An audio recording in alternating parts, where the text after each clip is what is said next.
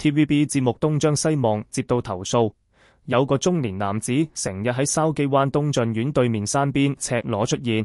好多街坊都有見過佢全身赤裸上山，仲有影到佢向民居方向屙尿。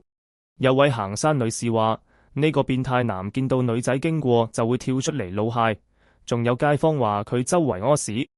東張西望團隊追蹤呢位筲箕灣山係裸男，主播貓仔黎歡怡想質問嗰位赤裸上山嘅男子喺追截過程中表現得好勇敢，但過程中黎歡怡不幸被山上嘅生鏽鐵絲網割傷咗額頭，需要打破傷風針。有消息指嗰個裸男被追截之後似乎冇收斂，繼續喺山上出現，